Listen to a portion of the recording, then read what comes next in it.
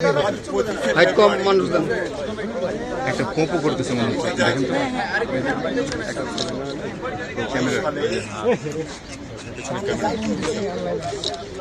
বাংলাদেশের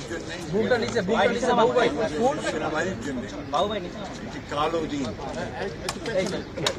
এই দিন বাংলাদেশের শত্রুরা এবং বাংলাদেশের যে সেনাবাহিনী, সেই সেনাবাহিনীর শত্রুরা তারা চক্রান্ত করে বিডিআরে যে অভ্যুত্থান নাম করে সেনাবাহিনীর চৌকস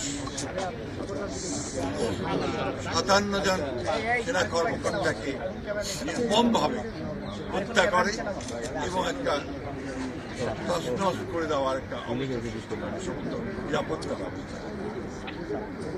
এটা বাংলাদেশের শত্রুদের উদ্দেশ্য ছিল, প্রধান উদ্দেশ্য ছিল বাংলাদেশের নিরাপত্তা ব্যবস্থায় আঘাত এবং বাংলাদেশের সেনাবাহিনীর যেন মনোবল নষ্ট হয়ে যায়, যেন তার দুর্বল হয়ে যায়।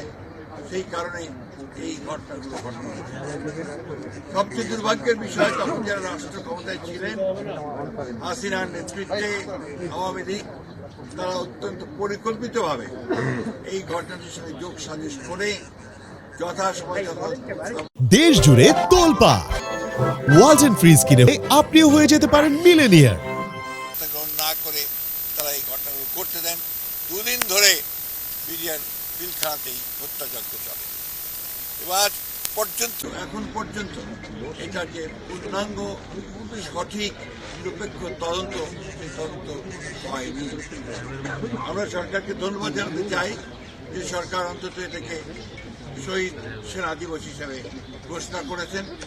আমরা আশা করব, প্রত্যাশা করব এটার পূর্ণাঙ্গ সঠিক নিরপেক্ষ তদন্ত করে সঠিক বিষয়টিকে উদ্ঘাটন করা এবং যারা দায়ী তাদেরকে তাদের শাস্তি নিশ্চিত করা, তদন্তবাদের বিচারকে নিশ্চিত করা। এবং এটা আমাদের জাতির জন্য একটা কলঙ্কজনক ঘটনা। আজকে এই দীর্ঘ বছর পরে, আজ প্রায় 16 বছর পরে আমরা আজকে সবাই ঐক্যবদ্ধ হয়েছি। দেশের রাজনীতির একটা বিশাল পরিবর্তন হয়েছে, আমূল পরিবর্তন হয়েছে। বাংলাদেশের ছাত্র জনতা ফ্যাসিস্ট শক্তিকে উৎখাত করে আমাদেরকে সুযোগ সৃষ্টি করে দিয়েছে আজকে একটা নতুন বাংলাদেশ নির্মাণ করা। আজকের এই দিনে শহীদদের প্রতি আমরা গভীর শ্রদ্ধা নিবেদন করছি। আমাদের দল, বাংলাদেশ জাতীয়তাবাদী দল, আমাদের চেয়ারপারসন দেশনেত্রী বেগম খালেদা জিয়া এবং আমাদের ভারপ্রাপ্ত চেয়ারম্যান জনাব তারেক রহমানের পক্ষ থেকে আজকে আমরা এখানে এসেছিলাম তাদের প্রতি শ্রদ্ধা জানাতে। আমরা এই প্রত্যাশা করব যে তাদের এই আত্মত্যাগ যেন কখনো বিফলে না যায়। আমরা যেন সত্যিকার অর্থেই একটা স্বাধীন সার্বভৌম দেশ হিসাবে আমরা যেন মাথা উঁচু করে রাখতে পারি এবং আমরা স্বাধীনতার সমস্ত প্রশ্নে যেন কোনো আপোষ না করি। আজকে এই হোক আমাদের আমরা আজকে আবার তাদের পরিবারের অনুভূতি জানাচ্ছি, সমবেদনা জানাচ্ছি এবং অনুরোধ করবো, আহ্বান জানাবো সরকার এবং সেনাবাহিনী তাদের পরিবার পরিজনদের জন্য যথার্থভাবে ক্ষতিপূরণ করেন এবং জনগণকে একটা ধারণা দেন সরকার এবং সেনাবাহিনী তাদের পরিবারের সঙ্গে আছে। সকলকে আমি আন্তরিকভাবে আবারও তাদের পরিবার পরিজনকে আমি আন্তরিকভাবে আমাদের সহানুভূতি জানাই।